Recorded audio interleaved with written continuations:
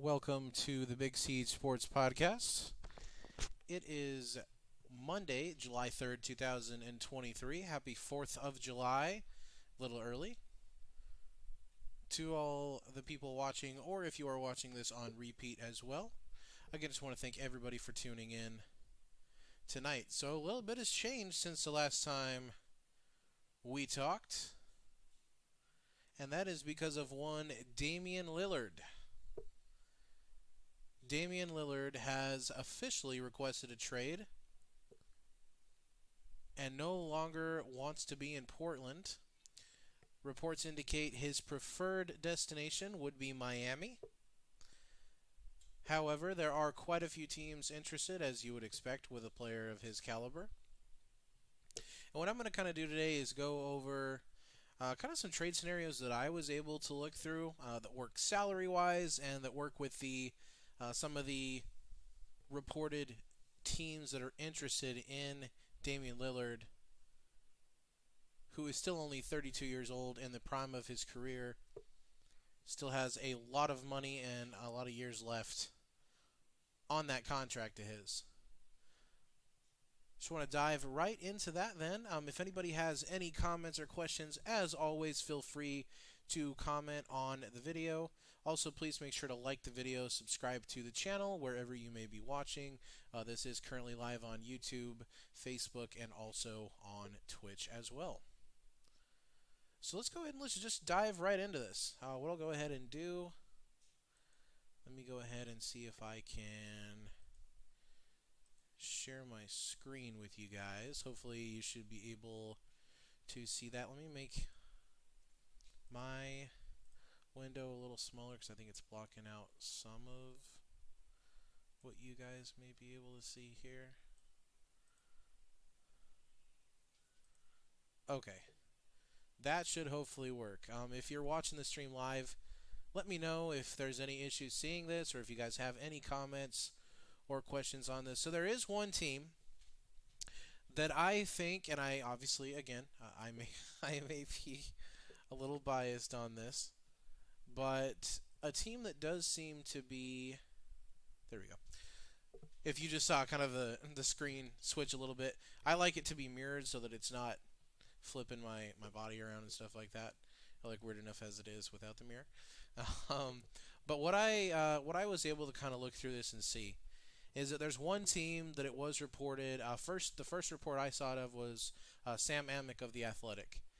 And that was that the Utah Jazz are interested in Damian Lillard, along with obviously other teams as well. Like I said in the beginning of the video, Miami is his preferred destination, which, I mean, who wouldn't want to play in Miami and live in Miami when there's no state tax and you're making as much money as these guys are? You know, it's obviously great weather. Again, no state taxes, and oh, by the way, Miami just was in the finals, so you know it's a great situation. But there's one team that I think is best positioned because of the assets that they have. The report is that Portland is looking for draft picks and for young talent, and the Jazz have a plethora of that thanks to the Rudy Gobert and the Donovan Mitchell trades that they were able to make last summer. So the first trade scenario that I did put together, and I came up with a couple different ones of these for the Jazz, just because I think you could kind of switch this around any way you wanted to. But the first one has the Utah Jazz acquiring Damian Lillard in exchange for Colin Sexton, Kelly Olynyk, and Ochai Agbaji, along with 3 first-round picks, only one of them being their own. Now you can obviously change the protections on these and, you know, which ones they are, which years they are, everything like that. The Blazers may want ones that are, you know, farther out than this, who knows. But the idea of the trade is to include draft picks. So this is what I was able to come up with here. It gives them 3 first-round picks. It gives them 2 young, talented guards in Colin Sexton and Ochai Agbaji, who proved that, you know, the second half of the season when he was getting quite a few minutes, he can definitely produce. Colin Sexton is a guy that I really, really like. The only reason I would really want the Jazz to trade him as a Jazz fan would be to acquire Damian Lillard. Obviously, you know, Dame is light years better than Colin Sexton, but I've always really liked Colin Sexton's game. So that would be kind of the first scenario that I have for the Utah Jazz acquiring. Let me find the second one that I was able to do with the Utah Jazz, ending up with him. That's going to be this one. So this one's very similar to that first one there. And that's going to be just Damian Lillard, so no other players, no other picks, anything like that involved. Just Damian Lillard coming to the Jazz, and that's going to be in exchange for, again, Colin Sexton, again, Kelly Olynyk. His salary is the biggest thing here that kind of just helped him fit. That and the fact that he's a very versatile big guy. It's funny, kind of the Utah Jazz right now are in a position where they don't really have a point guard. And what's funny is that a lot of people have suggested that Kelly Olynyk could play point guard. And I mean, he's skilled enough that he easily could play like a big point forward. He did that quite a bit last year, initiating the offense for the Jazz. But I do have him in there, and then instead of Abaji, I have Talen Horton-Tucker. The funny thing about THT compared to Abaji is even though Talen Horton-Tucker has been in the league multiple years, he's still only 22 years old. He's very, very talented. I was able to watch him play live. The only game I got to watch the Jazz last year live in was when they came here to Charlotte. And THT had nearly a 40-point triple-double. I mean, he was fantastic. He was a lot better the second half of the year. Still is definitely a guy that needs to work on maybe taking care of the ball. But, I mean, he's an absolute bowling ball going to the basket. He's a big guard, very big guard. When it comes to his size, he has very good size for a point guard. And again, he's only 22 years old, a guy that still has a lot of room to go. So I think that along with, again, in this trade, I included 4 draft picks. The crazy thing about this, again, for the Jazz, and there really is not another team in the NBA that can say this, is they could include 4 first-round picks in this trade, and none of those picks are even their own first-round picks. I think that's going to be something that if the Jazz are serious about acquiring Damian Lillard, it's going to be something that not any other team is going to be able to bring to the table when it comes to trade talks. And again, all the reports have stated that is what Portland is valuing in these trades is young talent and draft picks. And that's definitely something that the Jazz have a plethora of, again, thanks to the Rudy Gobert and the Donovan Mitchell trades from last summer.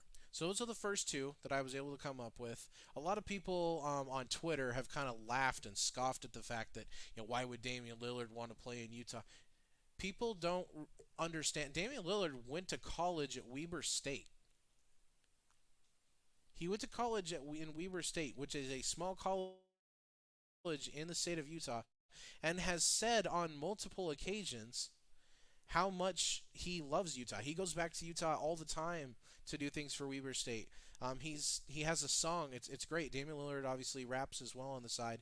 He has a song on one of his albums called Wasatch Front, and there's a great line in the chorus of that song. And he's just kind of talking about his time at Weber State, how he came from, a very low recruited guy to then being, the number 6 pick in the draft, and obviously, in my opinion, the best player that the Portland Trailblazers have ever had. But there's a line in his song that says, "Jazz up the road, I want to play for Jerry Sloan." Obviously, at that time, Jerry Sloan was still the coach of the Utah Jazz. And I've always liked that. I've always been a huge Damian Lillard fan. His connection to Weber State was always really, really cool. That that Utah had a guy that was that type of connected, and that's part of the reason he wears number 0. He wears number 0 for Oakland, where he's from. He wears it O for Ogden, where Weber State is located as well. So, there's a lot of connection with Damian Lillard in Utah. That I think that there's a lot more than just smoke. I think that is actually something that could happen. So if Danny Ainge and Justin Zanuck are really serious about this and really think that this is something that can make the Jazz win and kind of speed up their rebuild process, I absolutely see them jumping into this. And again, the connection with Utah is there with Damian Lillard, with him going to college in the state of Utah. Again, I want to thank everybody who is watching this live or on repeat. I do greatly appreciate your presence here in this video. If you guys have any opinions or questions or anything you guys want to throw into the comment section, absolutely more than open to listening to your opinions about this as well. But let's go ahead and let's continue on. I have a few more of these that I did kind of put together here with the trade machine. Shout out to Fanspo as well.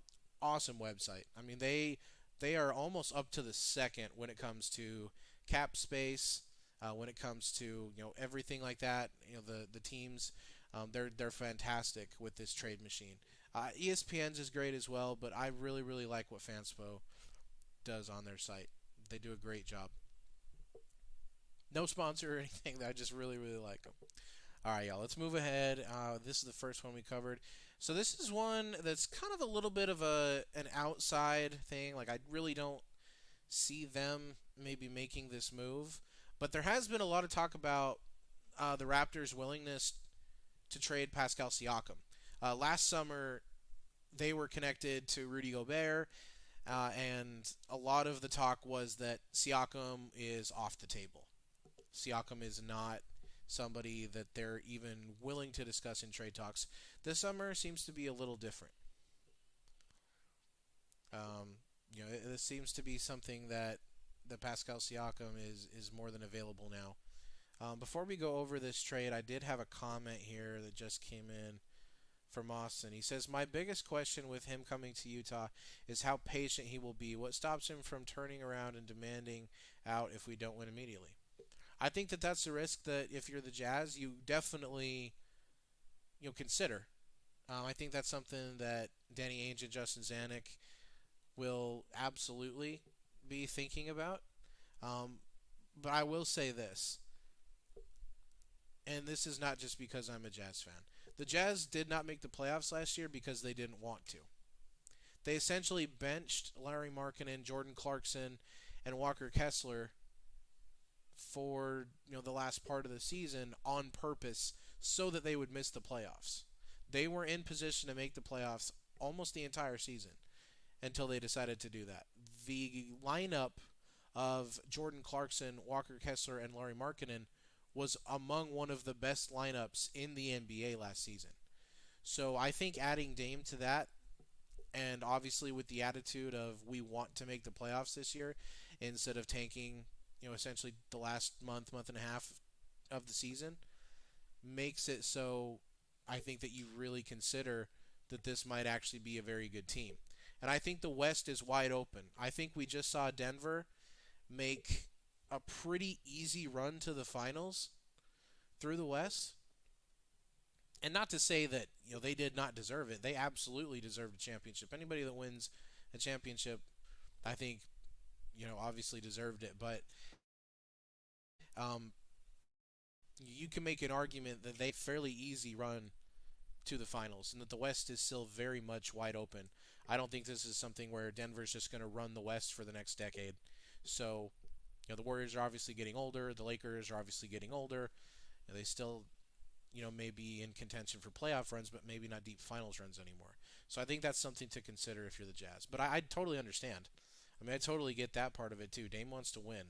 And, if after a year or two the Jazz are, being bounced in the first round, I totally get it. Thanks so much for your question, Austin. I appreciate it. But let's go ahead and move on to this trade here. Again, and this is kind of an outside one that I don't think is going to happen, especially when you think of, like we were talking about, the Blazers really want young players and they want draft picks. The Blazers really have, the Raptors, really only have their own picks. They don't own picks from anybody else. And again, Siakam's a great player. I really liked Siakam.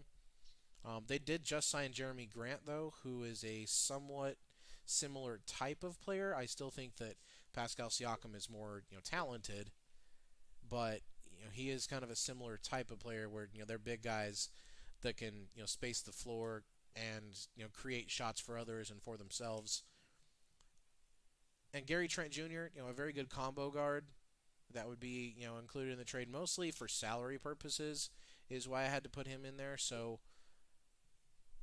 that's kind of just an outside one. Obviously, I don't think is extremely serious when you think about it, but that is one to consider. All right, let's get to the one that I think is one of the most likely that could happen, just due to the fact that the team that Dame wants to be on is the Miami Heat. Now, is this a huge haul for the Blazers? I wouldn't say so.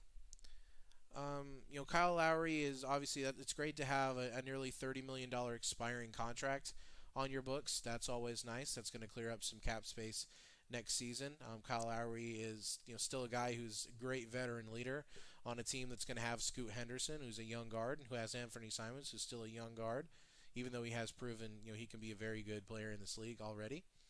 Duncan Robinson, who I think improved quite a bit. We saw in the playoffs last year that he can actually put the ball on the floor now and isn't a guy that's only going to catch and shoot now. He did have a few moments where he really could have put his stamp on a series or on a playoff game that he wasn't able to capitalize on, but I still think a great player. And then a very intriguing young guy in Nikolai Jovic. I when he was coming into the league, I watched a lot of his highlights. I really like Jovic. He didn't get a ton of playing time in Miami last year, but he is an intriguing guy. And if the Blazers are wanting to go young, he's definitely a young guy that has a lot of potential there. So you never know, with extended minutes and a bigger role, he could definitely be a guy that is an intriguing trade piece there. And I obviously did include some draft picks as well. And again, these may be pushed out later. A lot of teams like to do that when they make these types of trades. Is they'll ask for maybe the 2028 and the 2030 first rounders. I think 2030 is the farthest you can trade into the future as of right now. So that would kind of be that. And then obviously Miami landing their guy in Damian Lillard, forming that big three of Jimmy Butler, Bam Adebayo, Damian Lillard. Almost certainly in this trade, you're going to have to include Tyler Hero, just because I really don't see a place on this team for Tyler Hero if Damian Lillard does come into the picture. There are a couple teams around the league that have reportedly shown interest in acquiring Tyler Hero if this is the trade that does end up going down, which is Dame to Miami. One of those teams is the Nets. Another team was the Jazz. Even dating back to last year, when they were in Donovan Mitchell trade talks, it was reported that Tyler Hero was one of the pieces that the Jazz were possibly interested in. It really depends on who you believe. Tony Jones at The Athletic, great follow if you're a Jazz fan. I mean, if you're an NBA fan in general, Tony does a great job. But he's very connected with the Jazz. He's actually saying that there's been no report or indication from inside Utah that they would be interested in Tyler Hero. So that's why I included the Nets here. There seems to be a lot more interest from their end than any other team. So I did kind of route Tyler Hero to the Nets, and then obviously just because they are going to be giving him up, they're not just going to acquire him for nothing. I included Spencer Dinwiddie, again, mostly because of salary purposes.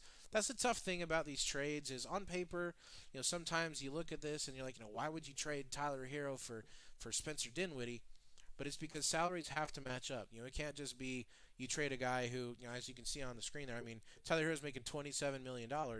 You can't trade a $27 million player for, a guy that's only going to make $3-4 million.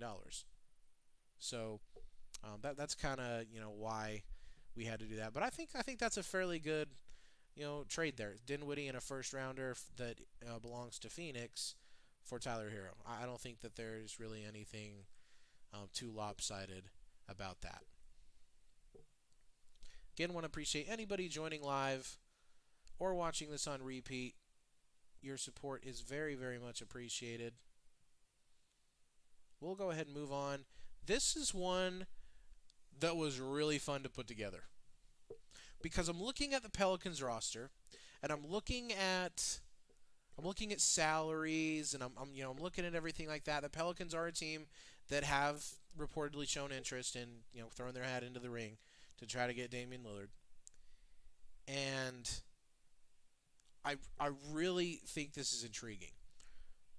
If you followed the news at all, or if you're on Twitter especially, you've seen that Zion has had a crazy summer.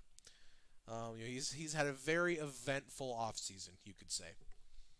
So, and there have been reports that the Pelicans, for the right price, may want to consider parting ways with him if they can get something good. Now, the other players I threw in, Kira Lewis Jr. and Dyson Daniels, are mostly just salary pieces there, mostly. So that's kind of why I put them into the deal. I mean, as you can see, it's only 128K off of being exactly the salary. And I did also include 3 first-round picks in this trade as well for the Pelicans to land Damian Lillard. I think this is a little bit, this is very intriguing from both sides, but especially from the New Orleans side. New Orleans was that team last year that I think everybody was waiting to take the next step forward, and it just kind of didn't happen.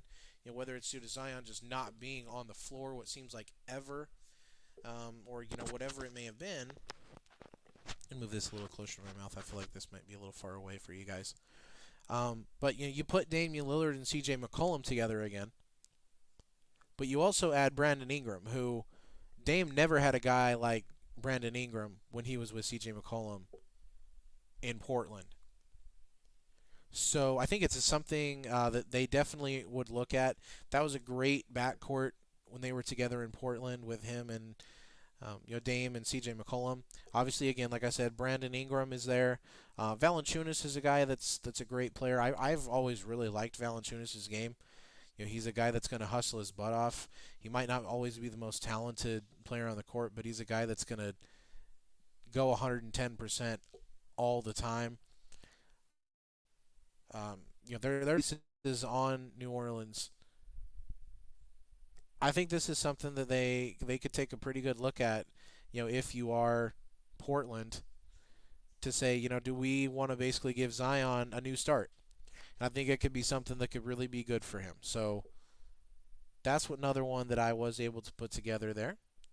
Again, anytime you guys have any comments or, any questions, feel free to throw it in the comments there. I really do appreciate your input. Now, there's another team in the Boston Celtics that are connected to Damian Lillard as well. I think this one is another one that's very, very intriguing because you look again, and I'm kind of going through, salaries and things like that, and really the only salaries on the Celtics that you would really have to include in this are Jaylen Brown or Tatum, and the Celtics are not trading Jason Tatum. There's just no way. If they were offered prime Michael Jordan, maybe. But obviously, you have to include one of those bigger salaries. And Jaylen Brown is the guy that I think has been in a lot of trade talks for a while now. I think there's a lot of talk of, with the Celtics falling short, making the finals, and then obviously last year making it to the conference finals and coming back from that 3-1 and losing in Game 7. A lot of people are saying it's time to break up Tatum and Jaylen Brown. And Jaylen Brown just seemed to be that odd man out. So I have Jaylen Brown, Al Horford for Damian Lillard. I didn't include any draft picks in this trade just because I think, Jaylen Brown on his own carries a lot of weight. He's obviously younger than Dame. I think that's part of the reason that they may kind of cancel each other out. I still obviously think that Dame is the better player. But Jaylen Brown is no slouch. I think he, as a number one guy, has shown that he's more than capable of playing at an extremely high level. And Al Horford is still a guy late in his career that still has shown that he can produce. So I think that's a guy who would be maybe a little bit of a big man logjam in Portland with Nurkic and Al Horford, but they could make it work. Again, you could flop out Horford for somebody else that works, maybe salary-wise, or maybe 2 other smaller contracts as well. But that was one that I was able to kind of put together as well here with the Celtics. And the last one, I think this is the last one, the only one we haven't gone over, is the Clippers. Now, the Clippers have been another team that has shown interest in Damian Lillard. Now, the Clippers are a team that have no draft picks. They don't have any draft picks almost at this point. So that's going to be really, really tough ask for them. And what's another really tough ask is if they trade for Dame, they're going to have 3 guys on their books that this coming season are going to be making $45.6 million in Paul George, Damian Lillard, and Kawhi Leonard, with almost no success to show for it. With obviously just talking about Kawhi and Paul George. So, this is going to be another tough one. Another tough thing about the Clippers is they really don't have, young talent like the Blazers are looking for. So it's going to be a real challenge for them to be able to pull this off if they realistically are interested. Another team that was interested reportedly is Philadelphia. It was even harder to to find a way to do that. Presumably, you would think that James Harden would have to be included in that deal, just because salary wise, first of all, and just because that is something that's been rumored for the last couple months. Is that, I mean, even before that James Harden is leaving, and even more recently that he opted in with the intention of finding a sign and trade. There just doesn't seem to be a ton of interest around the league, though. So that's a tough one with talking about Philadelphia. That you could possibly maybe find a way to make this a three-team deal where somebody else gets name, and then you throw in James Harden from Philadelphia if Philadelphia really is. It's just tough. It's tough to find salaries that match up, and actual value, things that the Blazers would actually want. And again, I mean, I keep going back to this. All of these offers, there's really two that stand out, and this is not me being biased. It's just me kind of looking around the league, and I did quite a bit of research on this. If the Blazers, obviously they want to do right by Dame, right? They don't want to just send him anywhere. I think that was kind of something that got looked at with Donovan Mitchell last year. With obviously he wanted to go to either Brooklyn or the Knicks, with Knicks kind of being one and Brooklyn being number two, because just because he's from that area. The connection with the Knicks, Johnny Bryant being an assistant there, they have a good relationship. And, a lot of things, His agency is obviously very connected to the Knicks as well. And when the Knicks, just were coming up short in their trade offers, the Jazz had to go other routes. It wasn't that they, out of spite, sent Donovan Mitchell to Cleveland. I have, there are no reports indicating that that's what happened from any side. So I don't think that, if Dame doesn't end up in Miami, I don't think that it's something that the Blazers are just saying, hey, we're upset that you want to get traded, get off our team and go wherever. We're going to just find the best value for you. But at the same time, their GM did come out when he was confirming that Dame did want to be traded, and he did essentially say, our goal has not changed. Our goal is going to be to find whatever is going to help us win. And this is a pretty good route to go, either one of these trades with the Utah Jazz, because of the draft capital involved and because of the young players. Whether you're looking at this one with Sexton, Olynyk, THT, and 4 first-rounders, or whether you're looking at this one with Sexton, Olynyk, Abaji. You could also switch out Kelly Olynyk here for THT and include both THT and Ochai Abaji along with Sexton. I mean, these are 3 young players and a lot of draft capital. You could even include, like I said, in this one, you could include 4 like I did in the other Utah Jazz trade.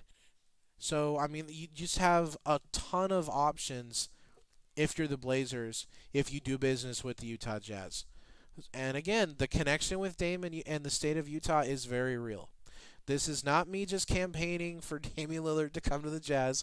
I obviously would love to see the Utah Jazz get a star of that quality. Absolutely. There's no doubt about it. I'm a Jazz fan, and I would like to see that. But just looking around the league, I mean, again, Miami, the Miami deal, if I were a GM, this doesn't really excite me a whole lot. The most exciting thing I see in this trade is Kyle Lowry's expiring $29.6 million. I just don't see that as being something that they're going to be all that excited about. So, again, and feel free to comment if any questions or any other trade offers that you think of, or if you think I'm crazy for the trades I put together, anything you guys want to talk about. But that's kind of the next domino that we're waiting for to fall, is this Damian Lillard trade. And I think once that happens, then we'll kind of get a better idea of James Harden, what's going to happen with him, and kind of everything else after that. There's obviously been quite a few deals already that have happened, with free agency and things like that. But,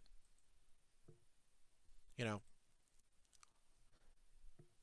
I just looking around the league, it's tough to find a team outside of the Jazz that really can make a deal that the Blazers are going to be happy about,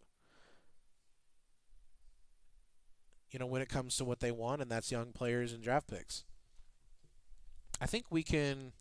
I mean, if you guys want to, another thing that I'd be more than happy to do is, we can jump on Fanspo here, and we can do some trade stuff together. Looking at this, let me see if we can pull that up. But again, you guys have any questions, any comments, anything you guys want to do, feel free to throw it in the comment section, whatever platform you may be watching. And I'll be more than happy to discuss it with you guys.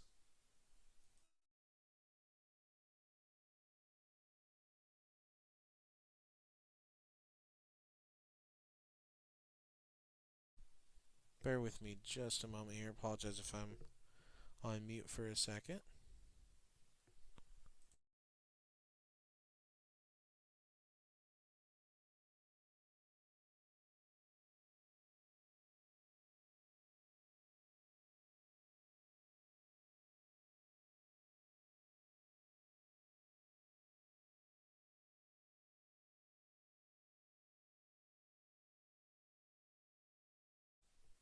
All right, apologize for that.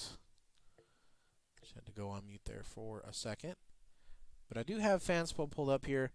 Anybody, again, watching live, if you guys have any suggestions or any questions or anything you guys wanted to go over other than Damian Lillard as well, I mean, feel free. That's what I'm here for you guys. So whatever you guys want to go over, whatever you guys want to discuss, I'm more than happy to do so. But I think we've gone over quite a few, potential deals here for Damian Lillard. And, there's obviously more. I could spend even more time than I already have on this.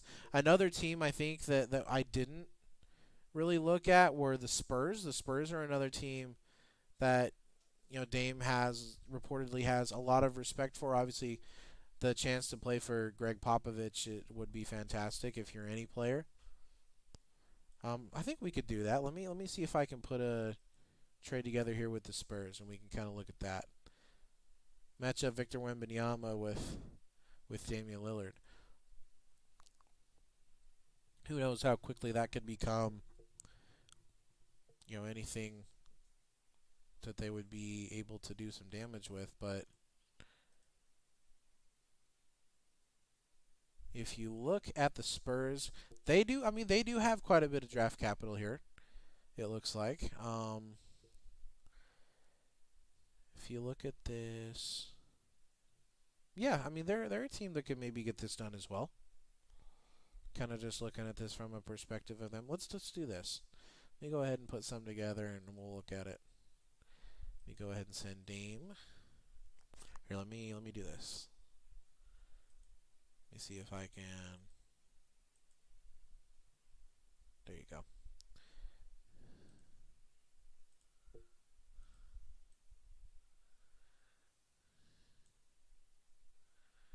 Here, let me do this though.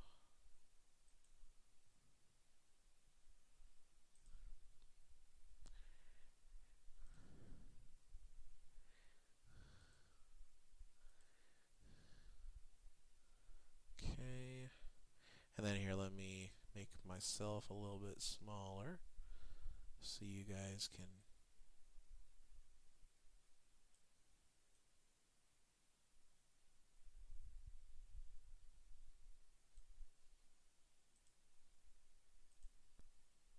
Okay, how about that? Hopefully that looks good. All right, so what we'll do, I'll go ahead and I've already put just Dame in here for the Spurs.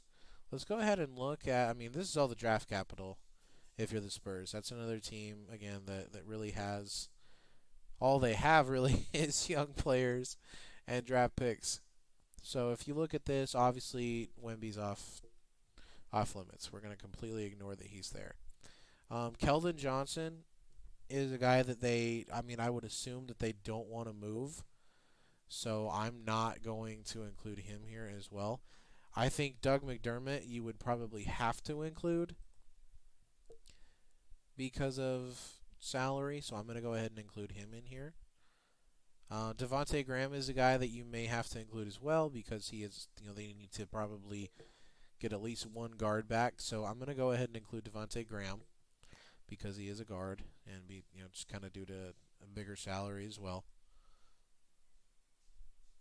We look a little further at this, and I mean, they have a lot of low salary on their team. That's one thing that might make it difficult. Man, I mean, they might have to include. Let's just do this. Let me try this. Spurs fans, don't get upset. This is just to try to make this work. And then you're definitely going to have to throw some picks in here because of the lack of maybe immediate talent. So you could you have Charlotte's first rounder. You have Toronto's first. Boy, this one is probably really valuable. They might not want to include that one. We'll go ahead and include the Toronto one, unprotected. And that's from 2024. Let's maybe go out a little further. They own Atlanta's 2026. We could include that one. Maybe went a little further out, like 2028. Look at this. They own the Celtics 2028. So let's start off with this and let's see if this works. This might not because of salaries, but we'll see. Okay, so this does work. So you have the Spurs trade here. You have Dame going to the Spurs. And you have Keldon Johnson, Doug McDermott, Devontae Graham, and 3 first-round picks who, again, don't even belong to San Antonio. So from their perspective, that's great for them. Kind of just like the Jazz where they can include multiple first-round picks without losing any of their own. Is this a trade that excites Portland in any way? I like Devontae Graham's game. Doug McDermott has proven that he can shoot the ball at a very high level. I really like Keldon Johnson's game. He's still a very young player as well. So, you never know. It just really probably depends on how high Portland values these guys. These draft picks, I mean, all of these are, again, first-round picks are valuable. They can be used in a lot of different ways. I mean, I hate continuing to mention the Jazz, but I mean, the Jazz were able to get 3 first-round picks. They used all of them to draft players who were rated very high on almost everybody's draft boards. The Jazz said that all 3 guys that they picked were higher on their draft board than where they actually picked them at. So, whether it's to actually draft players or, if the Jazz are serious about getting Dame, whether they have to include one or more of those guys in those trades as well, again, depending on how highly Portland values those guys, that's always definitely something that they can look into. We've been going about 45 minutes, nearly 45 minutes strong here. Just want to again appreciate everybody that has tuned in, whether this is live or on repeat. Again, please make sure, if you have not done so already, to subscribe. Also, like the video, comment on the video as well, whether you're watching this live or on repeat. Just kind of helps those algorithms so that we can continue to grow the channel. But if we have no other questions, no other comments from anybody, I want to thank everybody for tuning in. Please, everybody, have a happy and a safe 4th of July. Celebrate the birthday of the greatest country that has ever existed. I appreciate every single one of you. Everybody have a blessed night. God bless. Good night, everybody.